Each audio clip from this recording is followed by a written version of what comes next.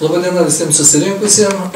Šiandien mūsų apskrito stalo tema, pavadinsim taip labai tokia aktualija, ar tai jau lietuviškos žiniasklaidos galas. Ir šiandien mūsų svečiai, žurnalistė Rūta Janutienė, filosofas Vytautas Rubavičius, Žaliųjų partijos pirmininkas ir Lietuvos Respublikos Seimo narys Linas Balsys ir teisininkas Linas Arlauskas.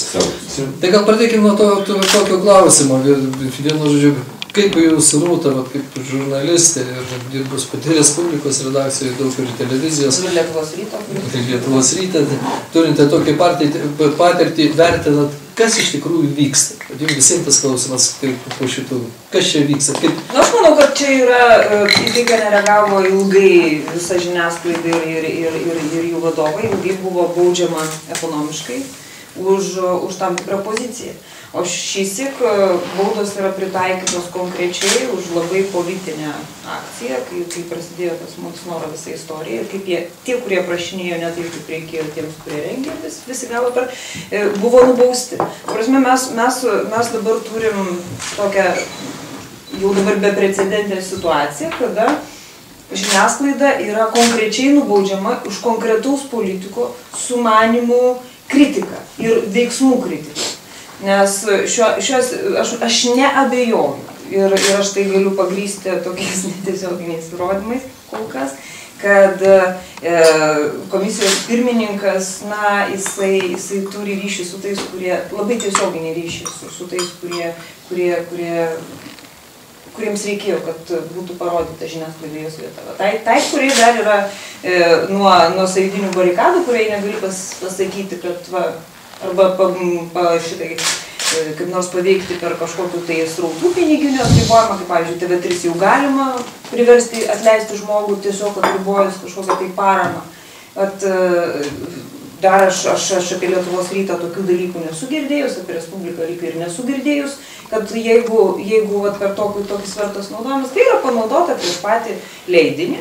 Ir kai mes net nuobodu kartotis, kalbant apie Dalią Grybauskaitę ir jos metodus, kurie su jie grįžo Tarybų Sąjungų Lietuvą. Prasme, papročiai politiniai. Tai grinai, tokios brežnevinės jos tos pakilimo epochos. Tada trep kojelę ir tau jau vyksta šitą dalyką. Aš nemanau, kad dabar jau reikia, jeigu kažkas tai šitai pasielgia, jau reikėtų kitas dalykas reakcijai. Mūsų visų. Todėl, kad reikia užsidarinėti nereikia. Reikia su šito kovoti, nes laikraščius uždarinėjo paskutinį kartą, aš atsimenu, mes susirinkinėjom irgi Respubliką 21 metais, ne? Ta laisvą... Sausį. Jo, sausį. Tai paskutinį kartą buvo toksai susiejimas, būtent tada sausį, bet tada buvo rusas. Dabar yra su lietuviška pavardė, bet rusiškas veikimas visiškai.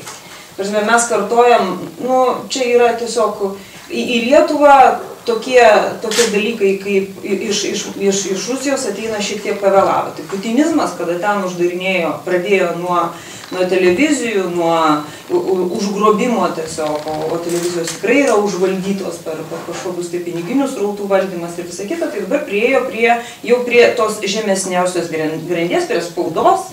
Ir aš manau, kad jeigu dabar portalai galvoja, kad prie jų neprieis, tai jie tik tai, jie naiviai, nes čia yra laiko klausimas.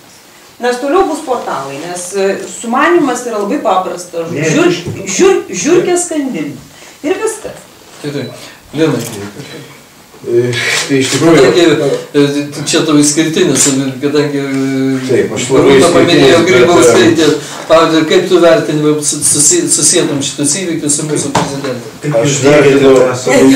Aš vertinu tragiškai tai, kas dabar vyksta, ir aš atėjau Gediminą ačiū už pakvietimą, bet turbūt ne tik ir ne tiek kaip jaunas politikas ir jaunas Seimo narys, pusantrų metų esantis išrinktas, bet aš čia atėjau labiau kaip žurnalistas, 30 mečių savo gražiausių metų atidavęs žurnalisto darbui. Ir man dėl to labai skaudu. Iš vienos pusės, aišku, galima sakyti, kad ir žiniasklaida nešventa, ir Respublika taip pat nešventa. Aš galėčiau būti, pavyzdžiui, labai įsižeidęs dėl to, kad 2009 metais per rinkimų kampaniją, kai aš buvau Grybauskaitės komandoje, Respublika apie mane buvo labai visko ten prirašius ir ten labai ironiškai, karikatūriškai ir taip toliau. Bet aš visai nesu įsižeidęs, nes aš suprantu, kad čia yra žiniasklaida, aš suprantu, kad per rinkimų kampaniją reikia kažkokio aštrumo, to aštrumo, kurio dabar visai nėra, nors 2009 metais buvo. Tai aš čia atėjau dėl to ir kai aš sužinojau, kad atsirado tokia landa valdžiai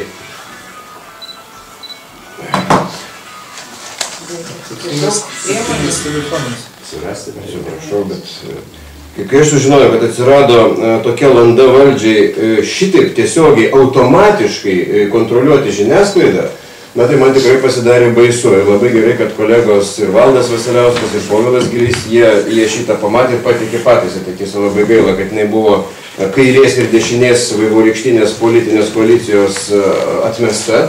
Bet aš tikiuosi, kad dar čia turėsim progų ir toliau pataisyti, nes tai yra, aš tai traktuoju kaip labai rimtą signalą ir kaip sistemišką nuoseklų bandymą pažaboti laisvą spaudą Lietuvoje. Man dirbant prezidentūroje, bendravimas su žiniasklaida įėjo į mano kaip patarėjo, reiškia, pagrindinė buvo funkcija. Tai aš tikrai galiu paliudyti, aišku, tai geriau būtų liudyti kokiai nors specialioje parlamentinio tyrimo komisijoje, tačiau aš neturiu vilčių, kad tokia komisija kada nors atsiras dėl politinės valios trūkumo ir dėl kairės ir dešinės, reiškia, susimokymo. Tai iš tikrųjų pagal mano tuometinės pareigas ėjo bendravimas į santykį su žiniasklaida. Ir aš galiu paliudyti, kad tas noras nutildyti, kaip kartais būdavo sakoma, lojančius prieš prezidentę iš tikrųjų buvo. Ir man tai labai nepatiko. Tai buvo viena turbūt irgi dar iš priežasčių, kodėl apsisprendžia paskui išeiti. Nes, na, mano supratimu, politikas turi elgtis garbingai, nebūtinai turi patikti viskas, ką apie tave rašo, bet esi viešas asmuo.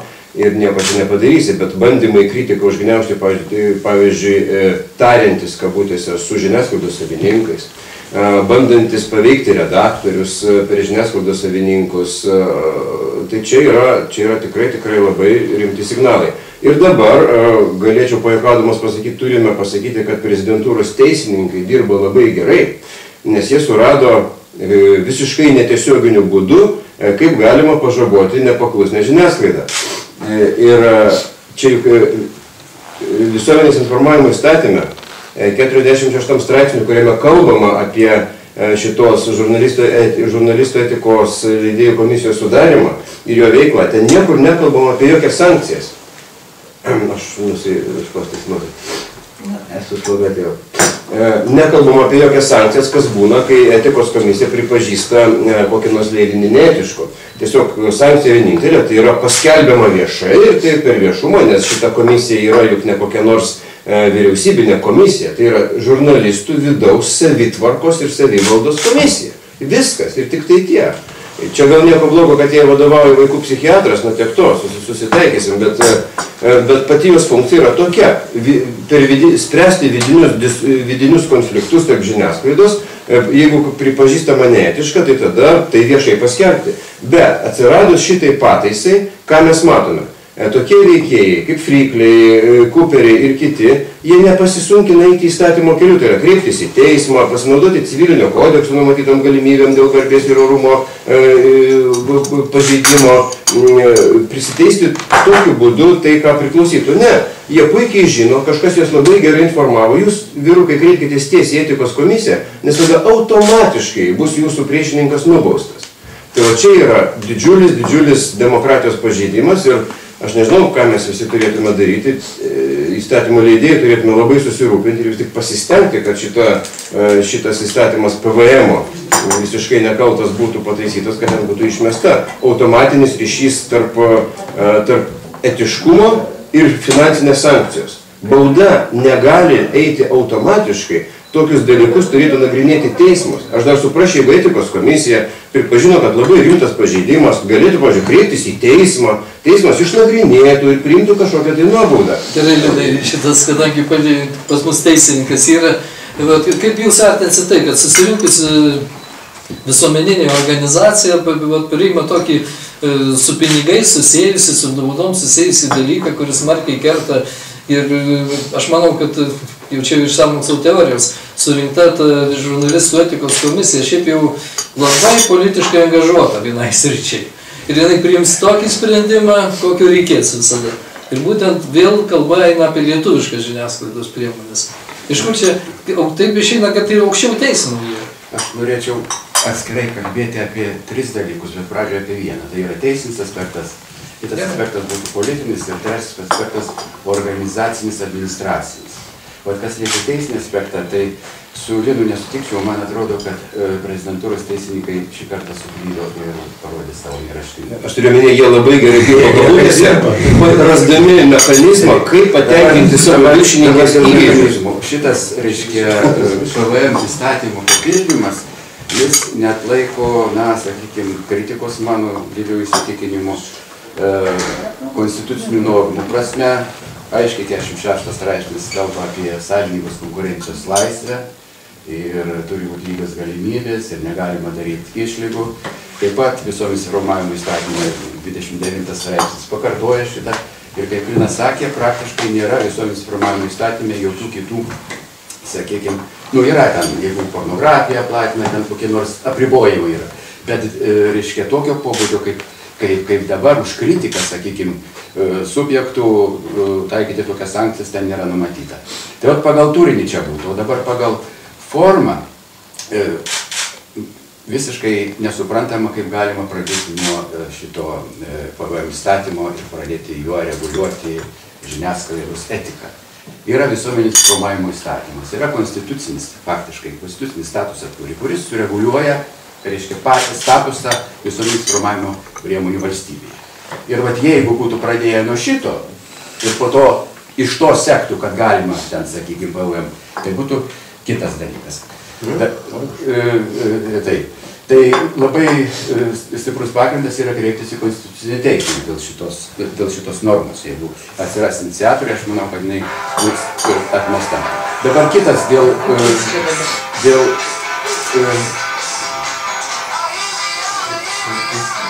Gera muzika. Dabar kitas aspektas dėl to, kaip čia minėjot, tiesioginių sankcijos pritaikymo.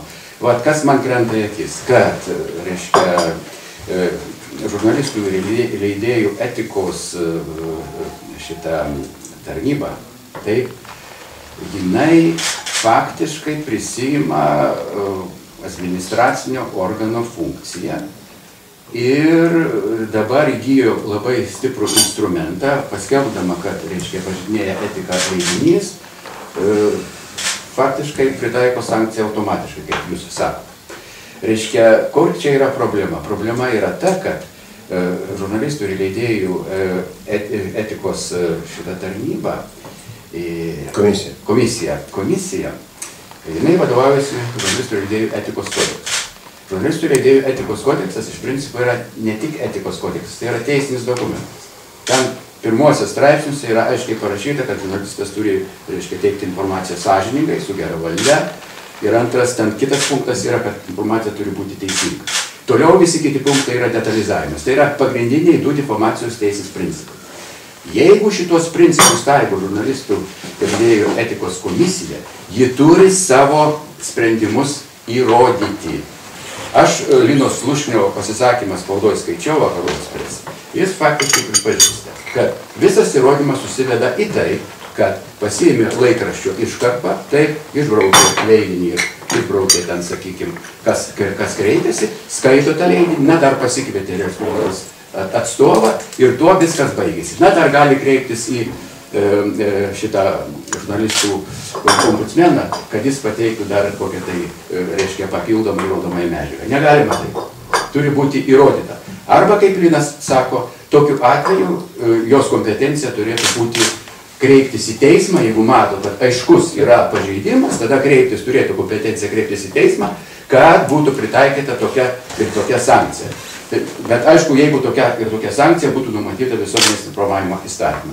Tai būtų dėl... Bet aš žinau, gerbiamas kolega, visas mechanizmas, kaip kas gali kreiptis, koks nors ten įsižeidęs friklis, jis pagal civilinį kodeksą, jis gali skųsti civilinę tvarką, pagal baudžiamąjį kodeksą, jis gali skųsti baudžiamojo proceso tvarką. Tai yra viskas įstatymuose numatyta, kaip apginti savo garbę ir orumą arba pareikalauti tikrovės netitinkančių faktų. Taip jis negali tą padaryti. Jis negali realiai, nes teismas... Turėsim antrą ratą, bet dabar Vytautai jau pats ir pradėjai kaip filosofas, kaip tu matai. Nes čia paminėjo Saulius konstituciją. Sąjungoje irgi buvo konstitucija. Ten viskas buvo gerai. Keletą dalykų grynai sveiko proto. Visi svarstymai teisiniai, mano galva, jie gali būti gražus, labai protingi ir labai teisingi, nurodantis kelius, kaip kreiptis ir taip toliau, nepanaikina vieno esminio dalyko. Čiagi kūrėmi teisiniai mechanizmai, tam teisinis instrumentas, tam tikram tikslui. Taip visą laiką vyksta. Lietuvoje taip vyksta. Kūrėmi teisiniai instrumentai. Ir ar jie tinka konstitucijai, ar netinka, ar jie sudera su teisinė tenai normų visas sistema. Kam tai įdomu?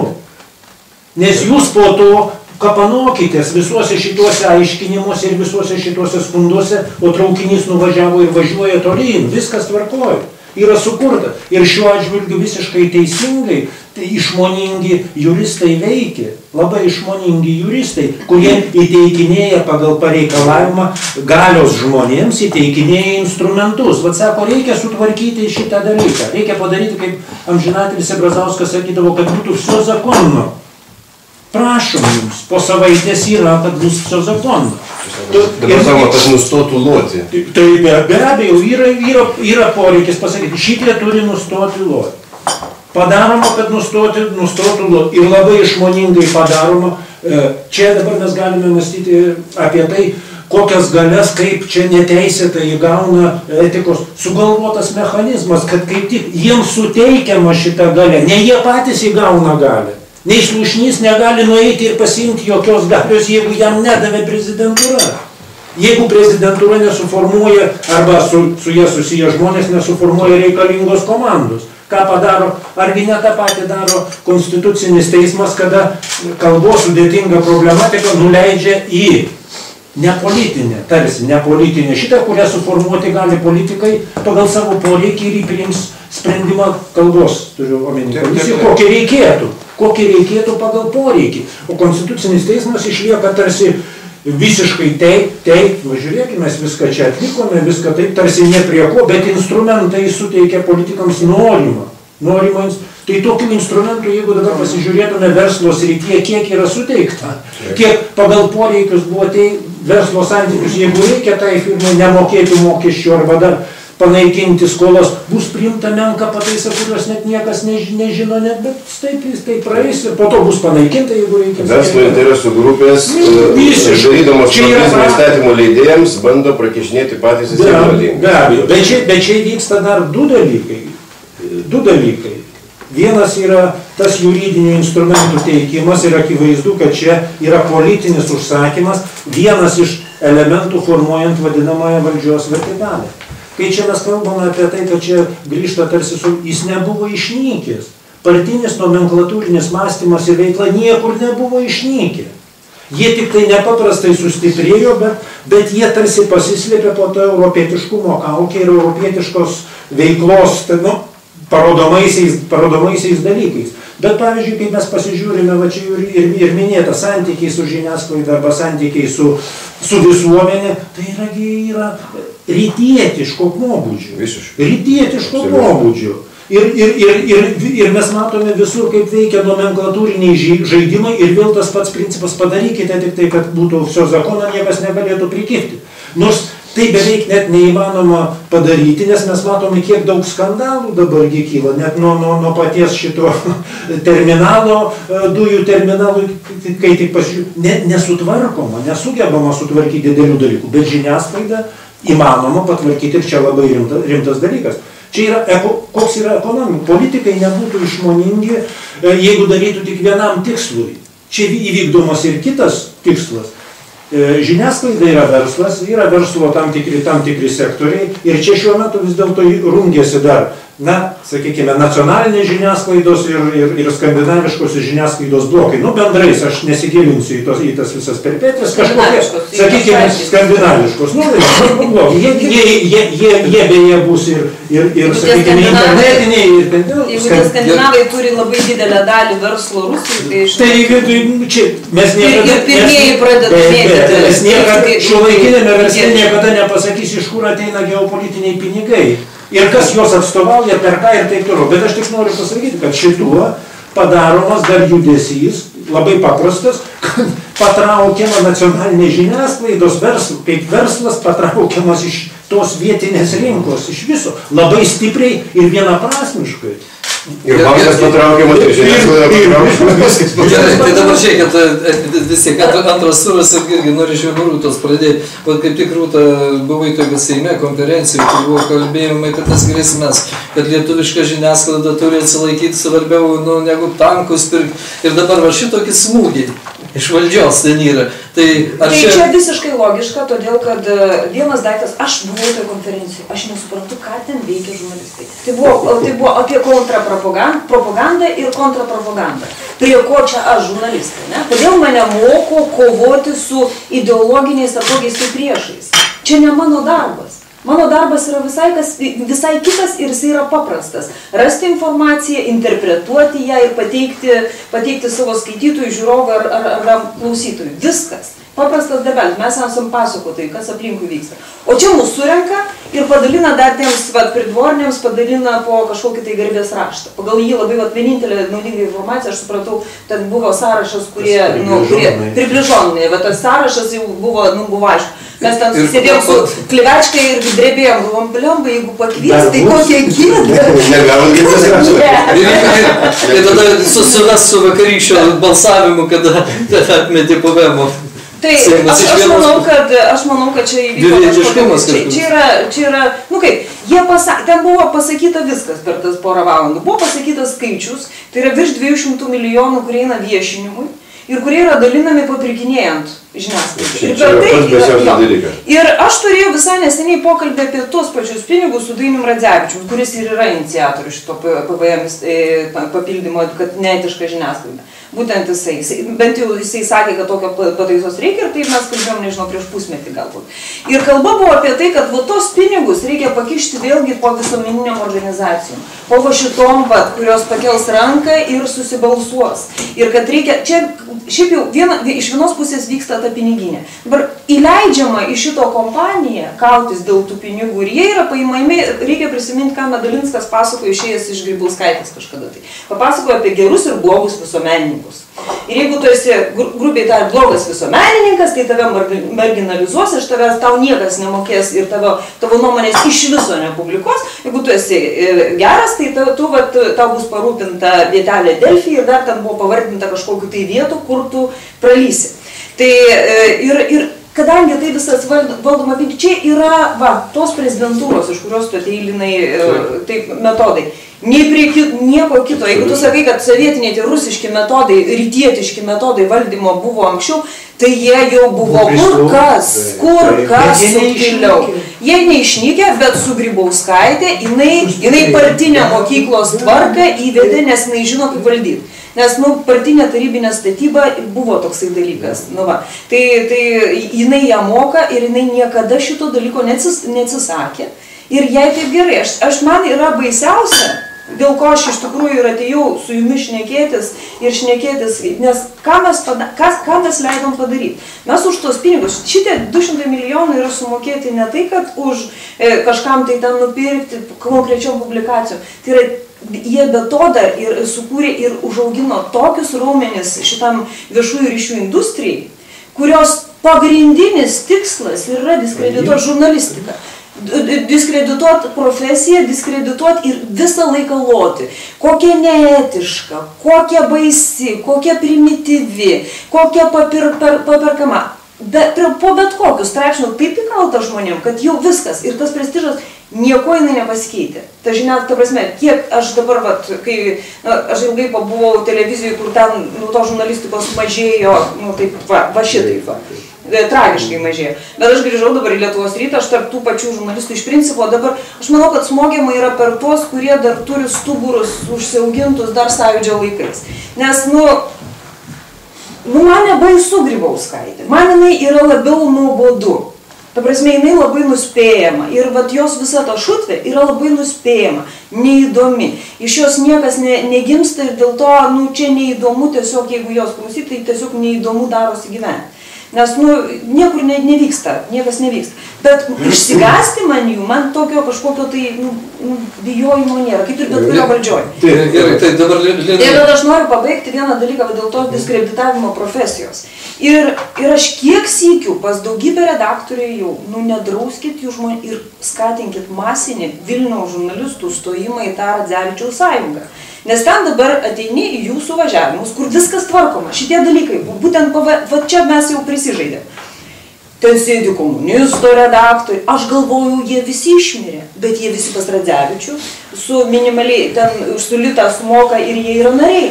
Ir viskas, ir mes net pasiskūsti šitoj situacijai tarptautiniai žurnalistų federacijai negalim, nes Radzevičius laikų uždėjęs leidžia. Gerai, bet aš norėjau trečių klausimų šitą, būtent gal skaitų, ką daryti. Bet šitas, Linai, tau klausimas... Gerai, bet papildysiu ir tu reaguok. Bet dabar Grybauskaitė, konservatoriai, jų minkštųjų galių politika, kur sunaikinti, bet socdemai balsuoja lygiai taip pat.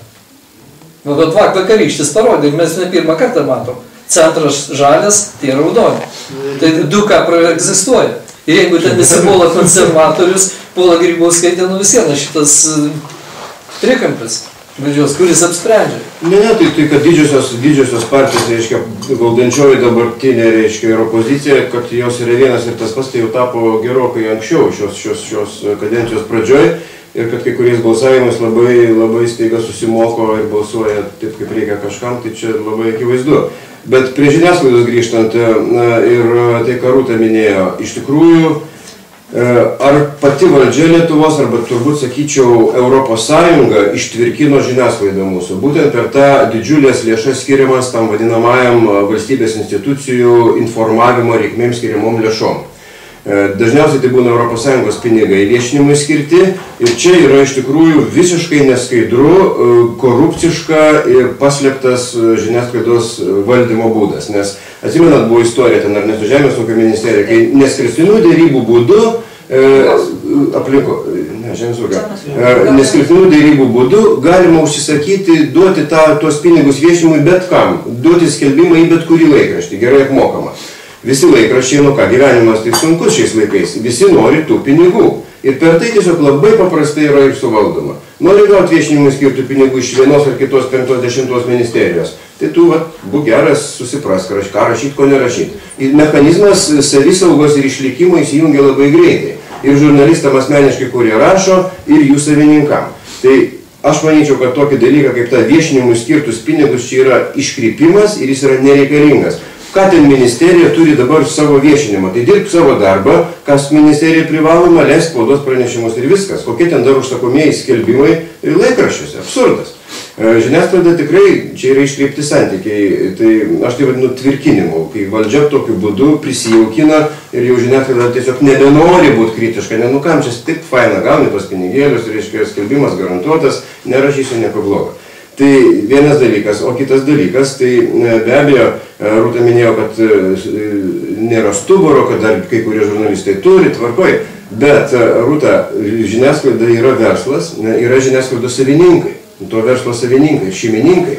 Ir veikiama per juos. Ir dažnai tas žiniasklaidos verslas nėra pagrindinis verslas. Aš pabaigsiu. Lietuvos žinių pavyzdys. Lietuvos žinių pavyzdys, kur savininkai buvo Achema ir tebėra, reiškia. Bet čia yra ką kita. Nereikia painioti, dabar yra smogta iš tikrųjų į tuos, kurie prasidėjo nuo žurnalistikos. Lietuvos rytas Respublika, jie prasidėjo nuo žurnalistikos. Lubys, jisai niekada neslėpė, kad jisai kūrė laikraštį apsiginti. Ir žiniasklaidos tą dalį apsiginti. Čia šiuo atveju yra važiuojama ant tų... Bet yra LNK kanalas, kur turi savo savininką irgi. Visi turi po savo savininką. Ir veikiama yra per savininkus. Ir savininkai labai dažnai dėl šventos verslo ramybės visiškai nenori su nieko čia piktis. Nes nukentės ne jo ten kokia televizija arba jo laikraštukas, nukentės jo verslas, pas jį atsiūs FNTT, pas jį atsiūs mokesčių inspekcija ir pas bet kurį verslą, ką nors surasi vis tiek. Ir vieno dalyko, jie paprasto dalyko nesupranta. Ką supranta, pavyzdžiui, Vainauskas ir, manau, supranta Tomas. Kad iš principo tai jie yra, tai yra ketvirtoji valdžia. Ir turint tą stuburą, nieko negali padaryti.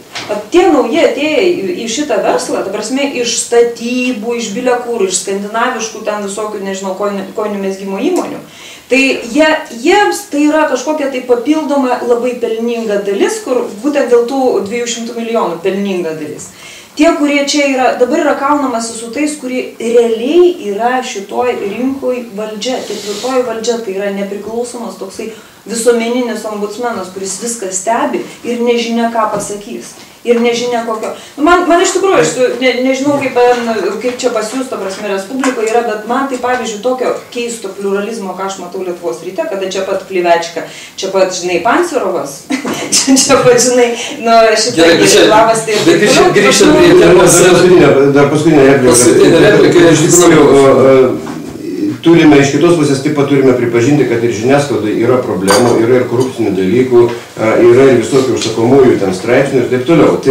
Bet šitą tikrai reikia reguliuoti ne tomis priemonėmis, apie ką mes dabar kalbam per etikos komisiją, pripažinimo neetiškų ir per sankcijas. Tai turi būti ir visuomenės kontrolė, tai turi būti galų gal yra teismai, teisiški keliai, kai visą tai galima išaiškinti ir kontroliuoti ir nustatyti. Kadangi linai teismai, tai grįžtam prie Saulių. Saulių, jūs ieškot tokių juridinių būdų, konstituciją remintis. Mes jau, žinot, pakankamai daug ir bent jau aš asmeniškai, sakykime, savo subjektyvę nuomonę daug konstitucinio teismo sprendimų esu nusivylęs.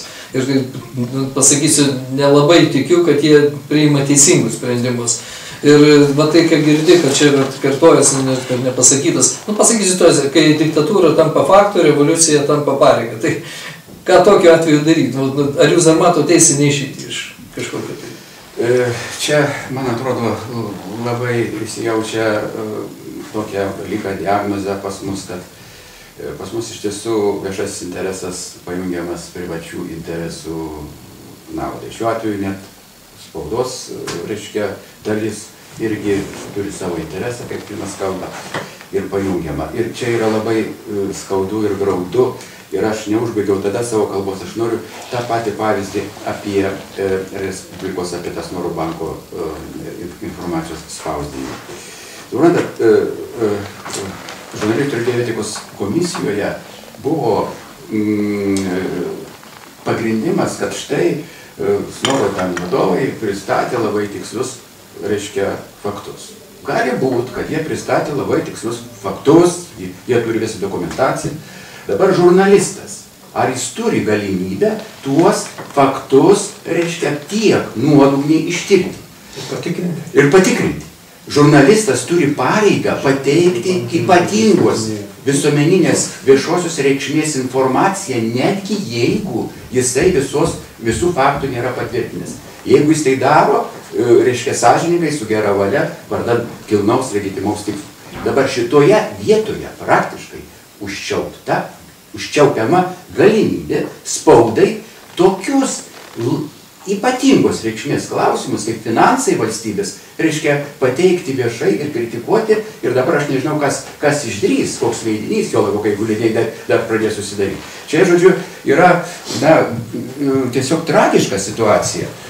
Ir ta situacija, jeigu šiaip mes kalbam, pas mus gimdo, iš tikrųjų, kad mūsų valstybei veikia, jau valdo valstybė ne politinė, teisinė, konstitucijos sistema, bet interesų politinės grupės. Ir tai prasideda, tarp kitko, buvo, reiškia, prezidentės patarėjas, mes buvom kreipęsi į prezidentę, buvo diskusija apie prezidentės statusą valstybėje, kai jinai tik tai pradėjo 2009 metais. Sakė, man gali užtenka, iš tikrųjų, šitos temos mes Lietuvoje negvildename. Ir dabar situacija yra tokia, kad šita, sakykime, prezidentės grupė yra sustiprėjusi, ypatingai sustiprėjusi per tos metus. Suaugusi su tėvynės sąjungos. Tai, reiškia, iš tikrųjų jau yra įaugusi į kūną ir jeigu toliau, reiškia... Ir su kai kurio verslo grupu. Jeigu toliau tęsis reiškia, tokia veikla, tai tada iš tikrųjų, ką Vytautas sako, mes turėsim labai aiškę prezidentinę sistemą. Lietuvos valstybė. Labai neaiškia prezidentinė sistema. Aiškiai matoma, matyt, tai bus labai aiškiai. Aš norėjau truputį ir, žinot, aš išgirdau Radzevičiaus pavardę. Aš nelabai iškart norėčiau kaltinti dėl to PVM, reiškia, panaikinimo prezidentūros teisininkus, dabar ką išgirdau iš jūsų.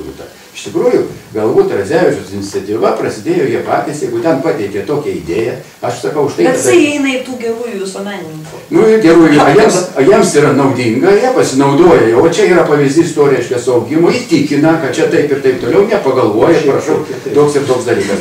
Reiškia, o išeitis yra tokia, sugrįžti prie konstitucijos. Aš nežinau kito varianto ir dabar kreiptis į konstitucinį teismą gali, jeigu, sakykime, iš tikrųjų yra palaikančių, kiek ten 30 žmonių, 34 Seimo nariai gali kreiptis, iš tikrųjų čia yra skandalas.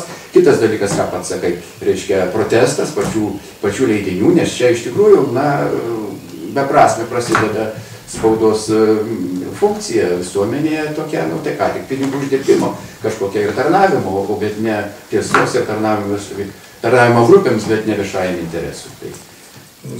Vytai, žinai, kaip klausydamas, visada atsimenu, žinai, tą leitmotyvą iš nieks nenorėjo mirti. Ko tylit vyrai? Tai čia yra didelė problema, nes mes matome, ką, nu, žiniasklaida šiaip yra pakankamai susiskaldžius ir ta, kuri dar turi šiokį tokį stuburą. Ir vis dėlto ir daugelį, jeigu imsime žiniasklaidą jau tokia kaip visumą, internetą, LRT, visus tuos didžiosius kanalus, taigi mes matome, kad koks yra, kaip išsiskleidęs yra instinktas aptarnauti. Aptarnauti valdžią instinktas yra galingas. Tai aš tik tai keletą pavyzdžių. Pasižiūrėkime, kaip politikas, sakykime, Vytautas Landsbergis ten dūmą paleidžia dėl referendumo, apie referendumininkus ir kokia didelė dalis žiniasklaidos puola visiškai šmeižti, naikinti, marginalizuoti referendumininkus ten ir taip toliau. Ką tai rodo? Pati žiniasklaida pradeda nesuprasti, kad į čia pat, naikindama suvereno, sakykime, galės ir tą visą konstitucinės teisės referendum, jie naikina ir savo galią, nes jie taip pat yra piliečiai. Naikindami tą, susilauki po to labai aiškiai. Kol būsi, sakykime, ant to pavadėlio, Delfio pavadėlio, kito pavadėlio, dar kažkokio, viskas tvarkoja, tu ten gali dar ir vieną kitą tekstą spausdinti ir kitokį, nu turi išlaikyti tokį europietišką pavydalą. Bet aptarnavimas vyksta, jeigu ne, pavyzdys bus toks pat. Nes tą patį galima pritaikyti visoms priemonėms žiniasklaidos, o jau, pavyzdžiui, koks LRT, tai jis tiesiogiai yra ant pavadėlių.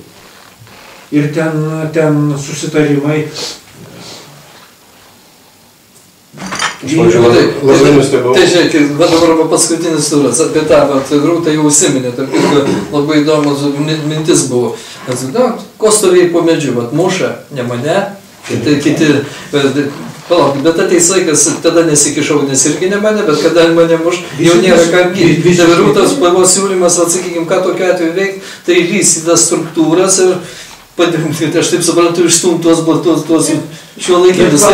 Bet klausimas šiaip yra sveiko proto. Ką man lysti į muštynės, jeigu aš geriau beveik nesistumdydamas pasiimu dalį iš tų 200 milijonų. Klausimas labai toks paprastas yra. Eiti, muštis, su visais organizuotis ir beje nukentėti, vis tiek vienai par kitaip nukentėsi, nes pats tas reikalauja ir jėgų ir visko. Ir nieko nedaryti, bet labai puikiai pasiimti ten tą vieną kitą milijoną iš to, viskas šiandien paprasta. Dingo tas sąjūdžio dvasia. Bet šiuo metu pasaulyje nebėra ilgalaikių išgyvenimo strategijų. Va tas ir pasaulis yra nepaprastai nestabilus, visi tą nestabilumą jaučia ir ta nuotaika, kuri buvo anksčiau dar jums ką gali, dabar, o po to nežinai kas bus, tai dabar yra į tokia, čia negali jos paneigti. Šiaip tai kaip tik tik, aš manau, kad šiandien tai, kas dabar vyksta, va šiandien, bent jau tai, kad aš esu iš Lietuvos ryto. Šiaip jau, įsivaizduokit situaciją ne tokia, kad ateitų žmogus iš Lietuvos ryto į Respubliką ir šnekėtų. Kledeškai susakė. Tai jisai, kaip jisai, aš... Tu drąsesnė. Ne, tai aš tiesiog, čia yra solidarumo dalykai, kurie, aš manau, kad jie yra, čia sveikai, ilgalaikai išgyvenimo strategija. Tai turėtų būti, šiaip tai turėtų. Ir tai nėra, kad aš dabar protestuoju, kad aš kaip nors partizaniškai čia atėjau, ne? Čia yra tokia laikraščio pozicija, tokia grupės pačios yra pozicija, kad reikia būti solidariems. Ir aš visą laiką mačiau šitą, ką galima kritikuoti Vainauską už ką nors, ne? Bet jisai visada solidarus, nes supranta, kad kitas gali būti jisai. Ir niekada dėl ten kažkokio tai 100 litų, aš manau, kad neparduos kolegos, nes mes stiprus tiek, kiek mes stiprus visi. Bet tai čia ir kitas dalykas, aš dar norėčiau šiek tiek, prieš einant į priekį nuo šitos, tai aš labai dažnai, pavyzdžiui, man irgi nepatinka referendumas dėl žemės. Todėl, kad ten yra daugybė interesų, mano supratimu, pačių tokių žemgrobių vietinių tame visame reikale. Bet jeigu aš tik tai išsakau šitą poziciją, mane gali apkaltinti visuomenininkas geras, kad aš aptarnauju Landsbergį, kas yra automatiškai absurdiška visiškai. Niekada nekaltinau, bet mes matome veiksmus, kurie vyksta tarsi... Bet tai nereikia koreguoti, nes žmonės yra įvairius ir jie įvairiai galvoja. Ir man yra iš tikrųjų baisesnės istorijos, kada dirbantis yra nuvaromi nuo žemės vietinių savų, negu tos mitinis kažkoks tai Danas, kuris čia kažką tai padarys. Gal, bet tai jau viskas... Nelaikykim nei tų mitiniais, nei tų Danų mitiniais. Jau pradeda dabas. Ta prasme, ten išsidalinta žemė, jau patikėkit, aš šitais dalykais domėjausi, aš mačiau tos žemėlapius paskutinius išpardavimų, čia tokių greitųjų išpardavimų žemės, tai čia... Bet čia ne tas klausimas, mes kalbam apie žiniasklaidą. Iš tikrųjų dabar yra atakuojama, aš kažkada tai, kai man buvo keista, kaip aš mačiau, ta prasme, dalyvavau ir mačiau iš vidaus, kaip buvo paimtos TV3, ne? Kaip buvo paimtas kanalas ir aš mačiau tai fiziškai, kaip buvo tvarkomi jie per tą pačią komisiją ir per trumpalaikius atėmimus piniginių srautų, kada reikėjo išvaryti žmonės. Pavyzdžiui, kalbos apie, aš nemanau, kad nėra neteisingos, apie Ramanausko greitą išmetimą ir čia kalba apie visus raudonosius tada. Po to, kai jisai Butkevičių ten įrašė kažkur tai pas save Facebook'e, labai negražiai aprašė, buvo, kiek aš žinau, trumpam sustabdytas piniginis srautas ir to vaikino nebeliko tam kanale. Ir jisai ieškojosi darbą. Ta prasme, bet čia yra, mano supratimu, tai būtent stuburo neturėjimas ir tų žmonių, kurie ateina į žiniasklaidą, iš verslo, nesuvokimas, kokio masto ginklą jie gauna į rankas. Pavyzdžiui, Laura Blaževičiūtė, iš tikrųjų, jinai yra, tai yra man pavyzdys visiškai nesuvokiančio, čia ne batų fabrikas. Čia yra toksai ginklas ir toks, kad tu žinai, jeigu tu leidėsi va šitaip niurkomas, tai tada tu padarai atiduoti tą ginklą tiems saugumiečiams, kuriuos tu įdarbini šiai tarnyboje. O kaip aptarnauja žiniasklaida saugumiečius, taigi tu matai? Aš mačiau, kaip saugumietis atėjo dirbti ir vadovauti žinių tarnybai. Stebėtina, kaip žurnalistai, jokioje Europos šalyje normaliai neturi, kad staiga taip atvirai Tu paminėjai TV3, bet čia yra tipiškas pavyzdys, kaip televizija yra verslas, jie yra direktorė, reiškia, ir verslas ieško stogų. Tai Lietuvoje tas yra dėja labai man gaila liečia žiniasklaidą. Ta pati TV3 direktorė ateina į prezidentūrą, susitinka su prezidentė ir ieško stogo. Padėkit. Ir siūloma eis už tai, kad mes būsim geri. Aš tą sakau, nes čia prie manęs darbu. Ir tai niekur nesibaigia. Paskui pas mus ateina Fortumas pas Grybauskaitę. Ieškom stogų, padėkit. Grybauskaitė padeda. Ateina Ševronas, padėkit, Grybauskaitė padeda. Reiškia, politikai suteikinėja stogus, kaip kokioj Ukrainoje, Janukovičiaus, Rusijoje ir dėl labai gaila, žiniasklaidos raštas irgi įsileido į šitą sritį ir ieško tokių pat stogų. Žiniasklaidos raštas yra unikalus, jis negali taip elgtis. Šitie priminsiu, kad čia yra laikraščių visų pirma. Aišku, čia pateks ir į televiziją ir šitai vis tik taip norėtųsi tą formą įspaus, kad lengviau būtų atspausinti jūsų mintis, kad vienas kito nepertraukit ar nepapildyt. Šitas Rūta užsiminė apie referendumą. Nu, sakykime, turėkim savo nuomonės, ten yra, bet kokiu atveju turėjom referendumą dėl atominės reakcijos, kaip matome, žmonių nuomonė nebuvo. Kai buvo rinkami parašai, irgi žiniasklaida liūto dalim tylėjo ir faktiškai vyko stebuklas, ko niekad nebuvo surinkti jie buvo. Tada visiška blokada, tada, sakykime, referendumas dėl liūto, vėl visiškai švadžios blokada ir man vienas iš tų parašų rinkėjų, ten tų aktyvistų yra pasakė, žinai, mes paskaičiavom, kad prie Seimo Maidanas yra pigiau padaryti, negu mums šitokias pastangas dės čia. Nes ar kitą kartą, Linai, ir tau netrodo, kad va tie didieji Seime valdantis, o ne mes su tavim. Jis nejaučia tos padėties, kokio įtampos visuomenė, kad vieną kartą gali baigtis labai blogai šitie dalykai. Jie jaučia ir jie laviruoja, bet matyt dabar yra tokia situacija, kad mano, kad viskas įmanoma, kaip sako vienas iš kandidatų. Tai aš sakau, kad ne viskas įmanoma, neturi būti įmanoma Lietuvoje tokie korupciniai santykiai, neturi būti įmanomi politiniai sandėriai, kurie daromi už uždarų durų ir po to tai turi kažkokias įstatymų išraiškas. Tai yra labai blogai.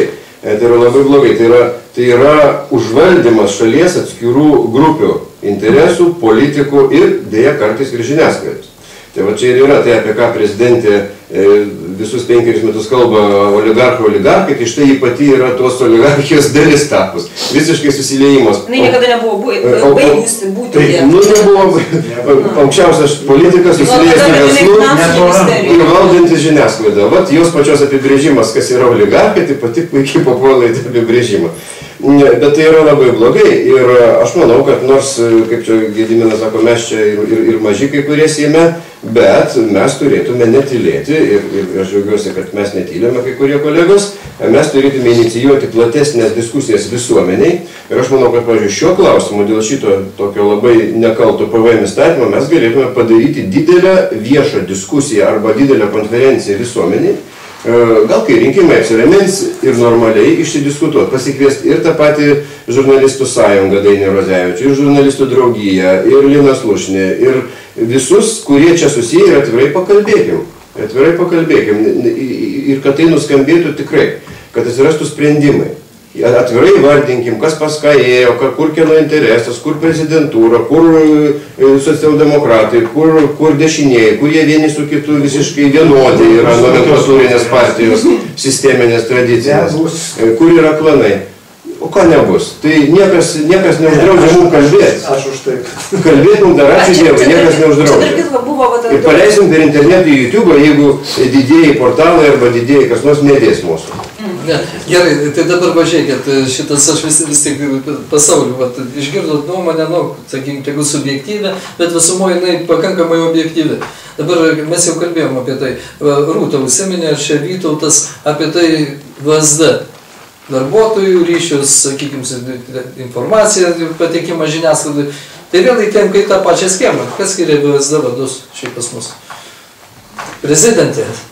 Tai saugumo struktūros susiję ir va visoje šitoj betvarkiai, čia jau pilna diktatūra. Nu, matot, čia kas skiria... Tai va būtent teisiškai. Skirimo tvarka procedūros, aš vieną žodį pasakiau, kad pas mus iš tiesų tokia situacija yra, kad tas skirimo procesas be prezidentės apsieiti negali.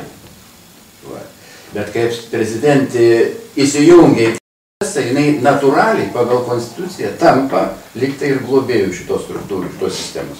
Čia yra konstitucinės reformos klausimas, šitas dalykas. Kad, reiškia, kaip padaryti, kad prezidentė iš tikrųjų būtų vienijantis, reiškia, subjektas įvairias politinės jėgas, bet ne konkurentiškas žaidėjas visoje politiniai erdvėje. O kaip šitą dalyką padaryti?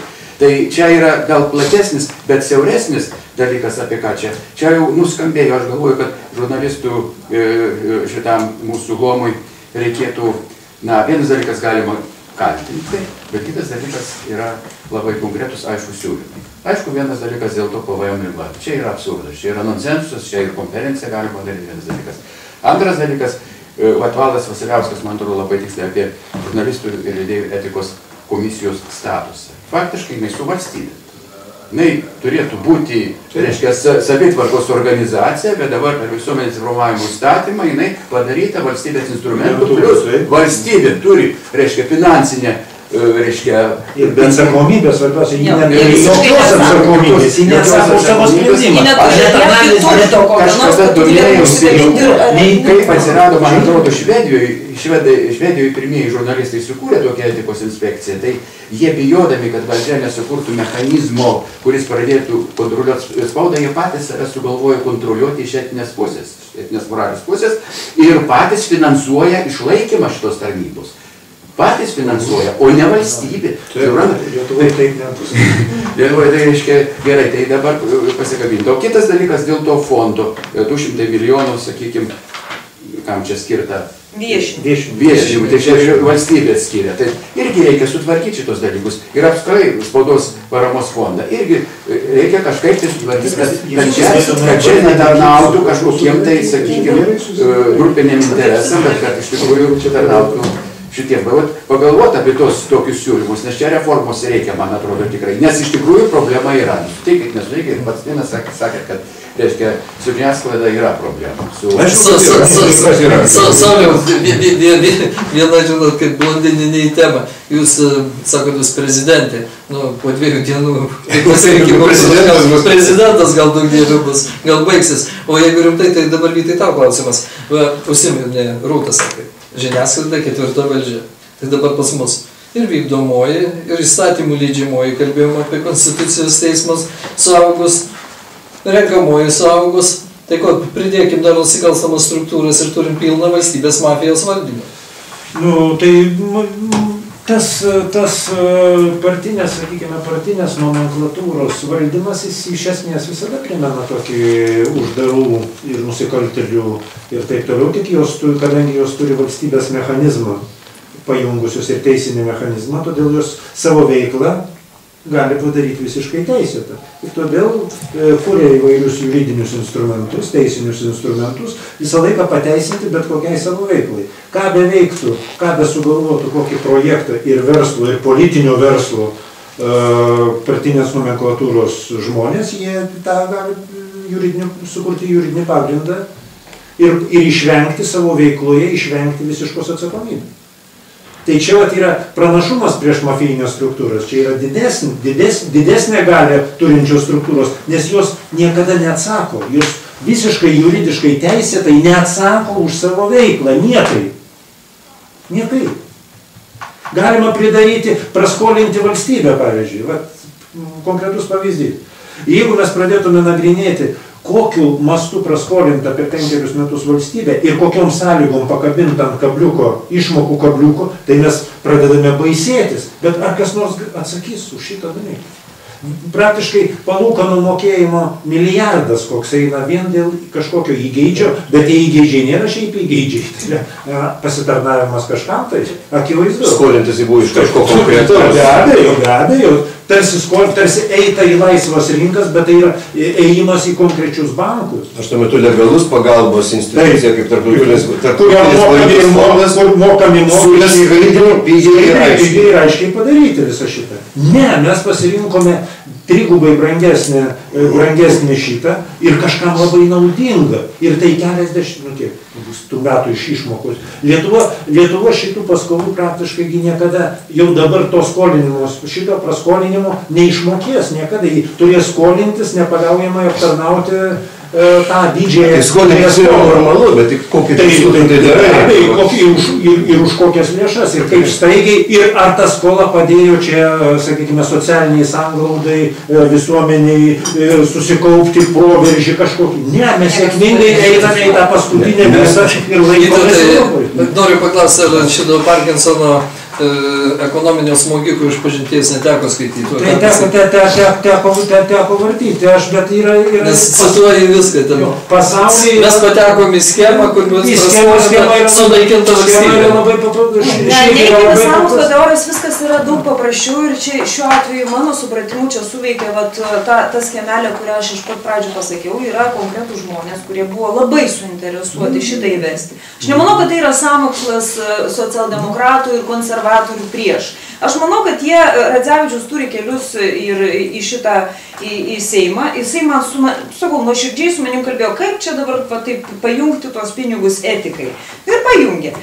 Man tas susideda laikė, aš nežinau, kada jisai pats ten vaikščio. Aš manau, kad viskas yra ne tokiuose sąmoksluose, ne globaliuose sąmoksluose ir ne chemtrailuose.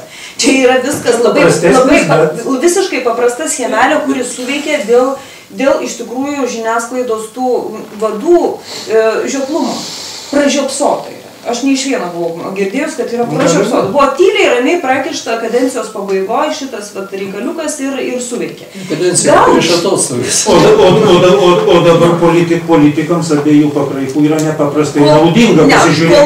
Aš manau, kad kadangi buvo staigiai mėginta pakeisti, tai staigiai buvo pagauti kai kurie ir ta prasme nebuvo paaiškinta nei tiems socdemams, nei tiems konservatoriams kai kuriems. Jau tu patikėk, buvo puikiai paaiškinta. Man atrodo, kad ypač konservatoriai yra puikiai informuoti. Pasižiūrėkime į konservatorių vadovybės pasakymus apie Respubliką. Konservatoriai visą laiką priminėjo baudžiamojo kodekso taikymas už klaidas ir taip toliau. Čia jų yra sąmoninga veikla. Aš manau, kad šitas yra pataisoma be apeliacijų į pasaulinį imperialistų sąmokslą ir taip toliau. Čia viskas yra daug paprasčiau, bet reikia tiesiog kuopti savo rinką. Mes, man atrodo, tie pinigai jau užpylė akis labai daugam ir esminiai dalykai. Ta prasme, iš tikrųjų, ketvirtoji valdžia pasidarė liūlančiom kojom, moliniam kojom. Ir jinai pati save, jeigu leis toliau save per savo žioplumą naikinti, taip ir bus. Tad aš manau, šitą reikalą reikia iškuopti ir tas yra iškuopiama vien dėl to, kad tai tebėra ketvirtoji valdžia ir kad mes juos galim taip paspausti, kad jie pamirš, ta prasme, labai gailėsis tos akimirkos, kada jie šitą padarė. Tas yra pasiekiama. Bet ar bus sutelktinių čia reikia sutelktinių pastangų? Ne, tai matot, aš jums pasakysiu paprastą dalyką apie tą patį Seimą. Skardžiaus komisija. Skardžiaus komisija priima sprendimą. Ir aš stebiu, kas vyksta žiniasklaidoje. Žiniasklaidoje nebuvo, išskyrus mano, nebuvo nei vieno straipsnio, kuris tiesiog nuosekliai papasakotų, ką ta komisija padarė. O buvo masyvi kritika. Ir buvo labai masyvi kritika. Ir man po to pasakojo kolega, sako, kiek N milijonų buvo mesta, kad tas neišeitų. Kad buvo tiesiog, jūs matėte Delfyje, kad būtų išrašyta, kas ten, ne.